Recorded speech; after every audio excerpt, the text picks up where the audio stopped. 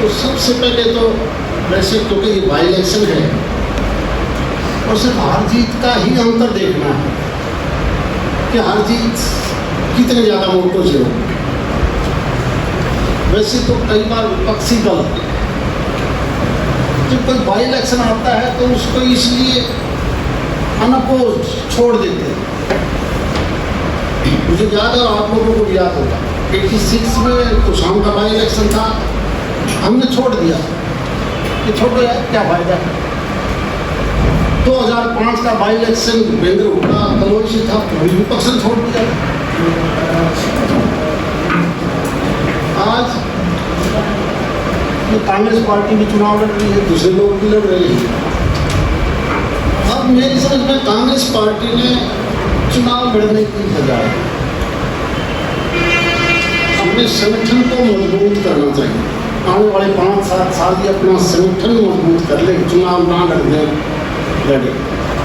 क्योंकि मैं पिछली 2 लोकसभा में देख रहा हूँ कि स्वस्थ डेमोक्रेसी का मतलब है कि विपक्ष जरूर है।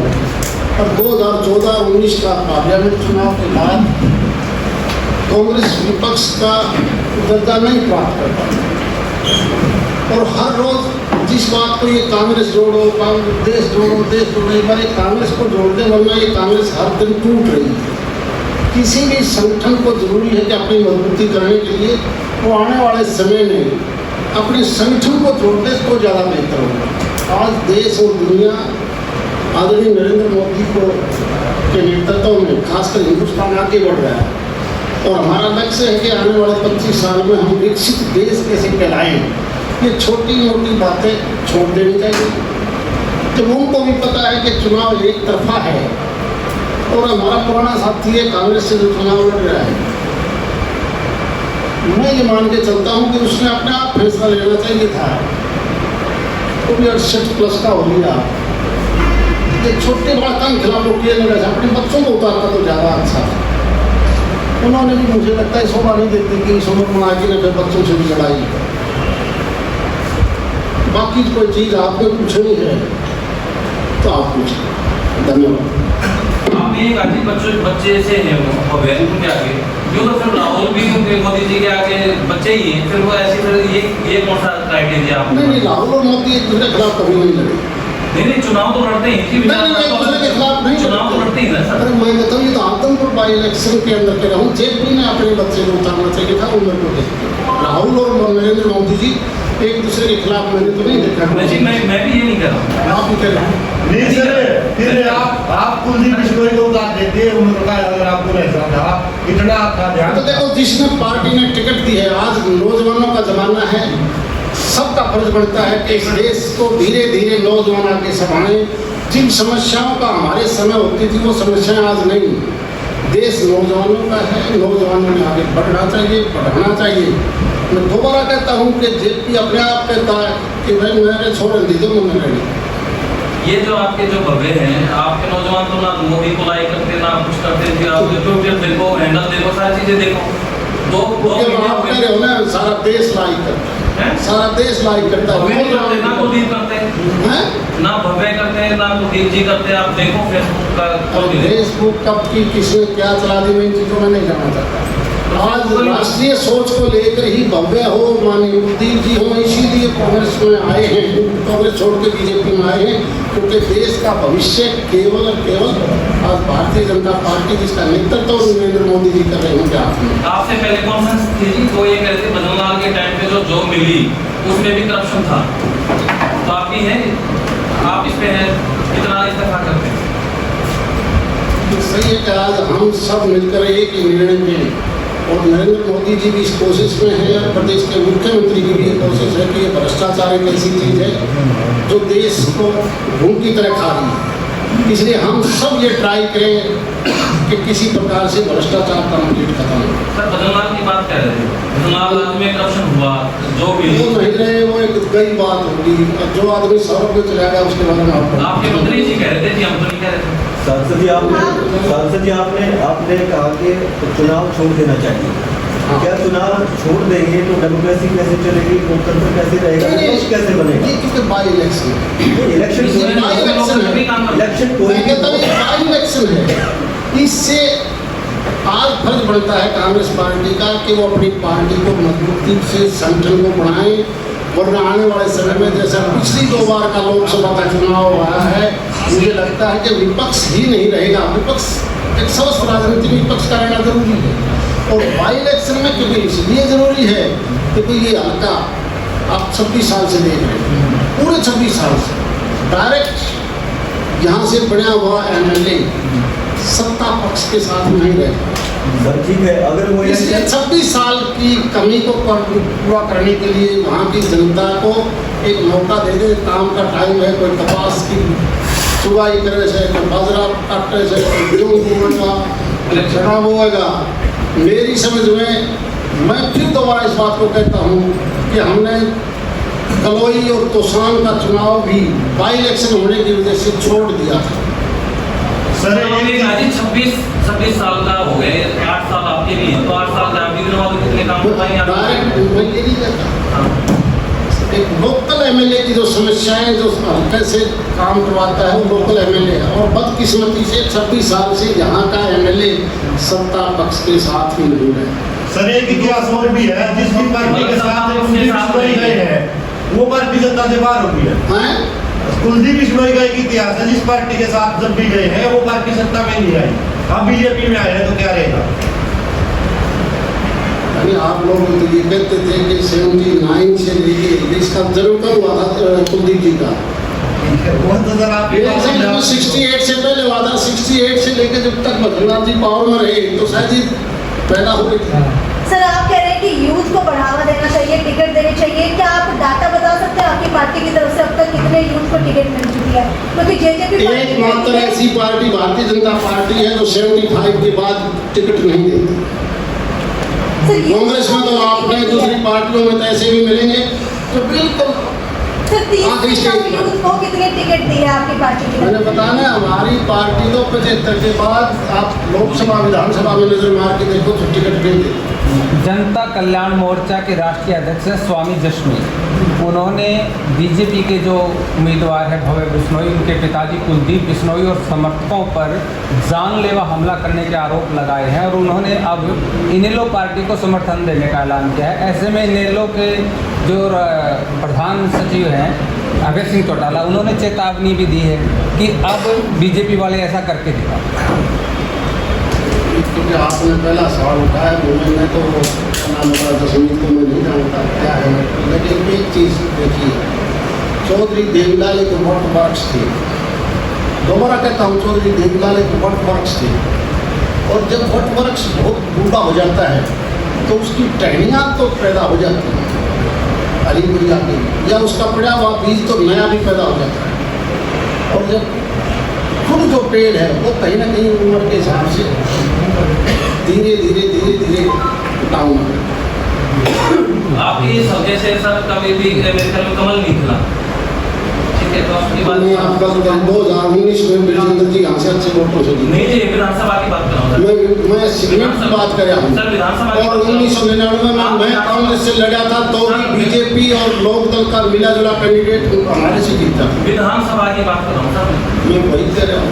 सर बताइए। मैंने बताया 89 और 99 तो मुझे याद हो, जहाँ जब मैंने दोनों बार लड़ा तो 99 और 2019 दोनों बार बीजेपी या बीजेपी का एलाइज यहाँ से क्या है विधानसभा चुनाव की बात करें। मैं कहता हूँ ये विधानसभा उसी लोकसभा का पार्ट नहीं सर, विधानसभा चुनाव अलग होते हैं ना, उससे कैसे मैच कर सकते हैं? अब मैंने बताया 2005 के बाद केवल एक बार तक कांग्रेस थोड़े से वोटों से जीतती है, वरना तो हमेशा यहाँ कांग्रेस का कैंडिडेट आ रहा है।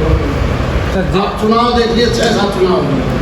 अब पिछली बार तो कांग्रेस जैसे कुलदीप अरे मैं कहता हूँ मैंने तो आप कर लो यार। 2009 में लोकसभा विधानसभा हुई, 2014 में दोनों हुए, 2012 में इलेक्शन हुआ, 2019 में दोनों चुनाव हुए।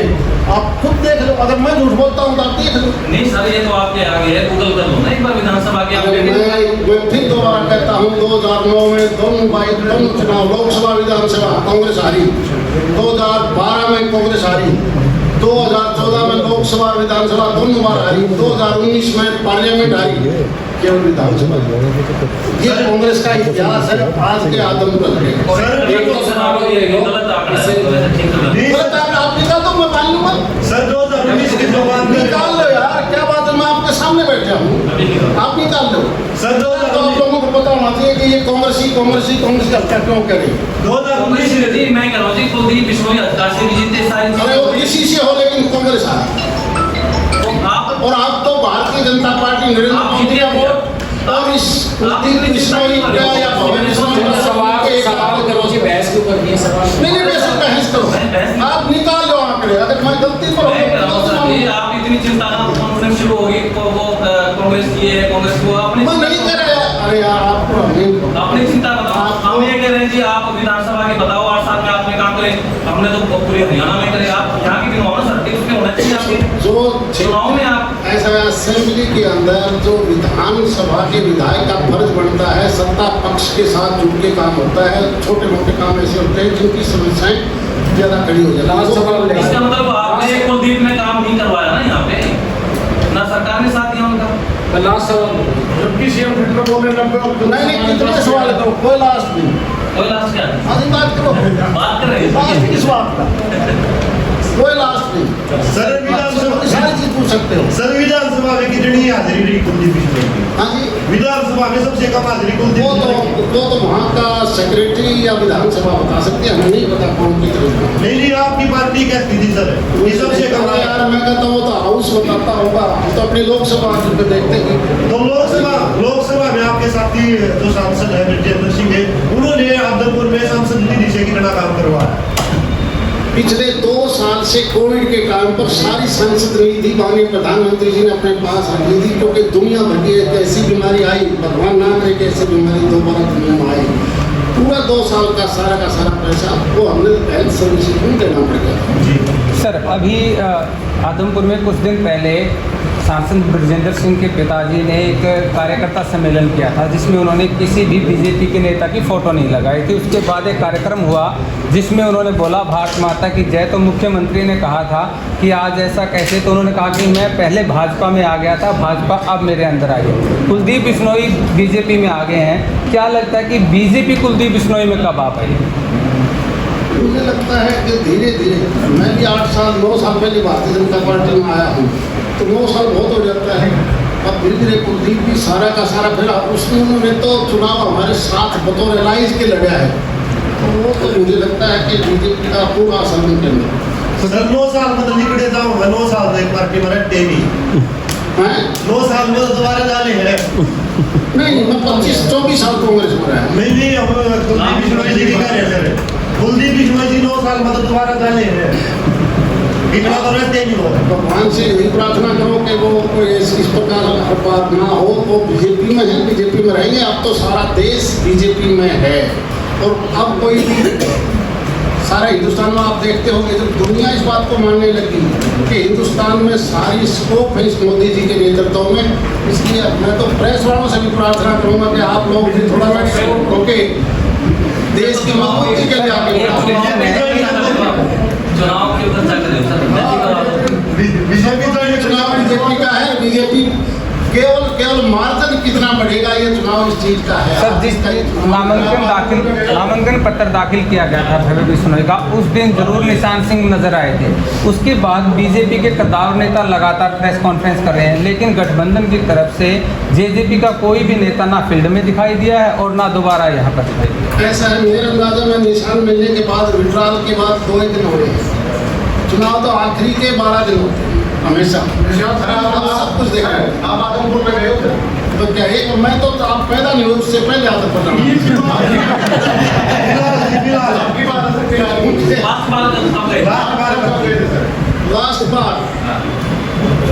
लास्ट बार क्योंकि जब ये चुनाव था ब्रजेंद्र जी का, उसमें गया। जीत का दावा कैसे कर रहे हो? जीत का दावा कैसे कर रहे हैं? अरे जब भारतीय जनता पार्टी ने लोकसभा का चुनाव 2019 में लड़ा तो हर जगह लीड मेरे जैसा आदमी भी 4.5 लाख से जीत गया, तो क्या आदमपुर अलग है? इसी प्रदेश का हिस्सा है, इसी देश का किसी और के पास भी सवाल है क्या? बिल्कुल नहीं। और पूछ लो भैया, पूछो। पार्टी किस लेवल पर कैंडिडेट का चयन करती है, उसका बैकग्राउंड चेक करती है, उसका चेहरा चेक करती है, वो किस परिवार से आता है, ये चाह करके क्या देखकर टिकट दी जाती है? हर पार्टी के अपने नियम है। भारतीय जनता पार्टी वो बताएं तो कि किस बेस पे टिकट दी गई है? वो क्योंकि हाईकमांड टिकट देता है और सारी बात सोच के देता है। सर पिछले चुनाव में सोनाली फोगाट बीजेपी की तरफ से चुनाव लड़ रही थी, इस बार वो नहीं रही, परमात्मा को प्यारी हुई, लेकिन उसके बावजूद उसका परिवार बीजेपी के समर्थन में आने की बात कर रहा था, लेकिन अभी तक परिवार का कोई भी सदस्य ना तो चुनाव प्रचार में नजर आ रहा है। तो ये क्या वजह मानी जाती है? भारतीय जनता पार्टी का वोट राष्ट्रीय सोच का वोट है, किसी व्यक्ति विशेष के साथ वोट नहीं होता। इसलिए आप चिंता मत करो। जो आदमी देश के बारे में सोचता है वो सारे कमल के फूल पर निशान का बटन दबाएगा। सर बड़ौदा और इलाहाबाद वाली स्थिति तो नहीं हो जाएगी?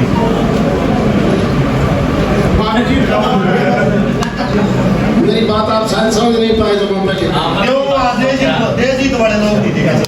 वहाँ देश हित वाले लोग नहीं थे, वहाँ देश हित वाले लोग नहीं थे। आप बोल रहे हो कि जो देश हित में सोचता है बीजेपी को वोट करता है, फिर लोग चुनाव कैसे आए? आप लोगों के मुताबिक ही जी कुलदीप ने रिजाइन दिया है तो वो सीट भी उसी परिवार के पास रही। अभय ने रिजाइन किया तो उसके पास रही। बोलते मैं कांग्रेस का मेरा था, कांग्रेस के पास रही थी। आप अपने बातों से अलग अलग मत ले जाओ यार, भटको मत। नहीं सर, हम तो महाराणा प्रताप भी यही सवाल था जी, कांग्रेस का है। बाकी एक बात बहुत बहुत धन्यवाद।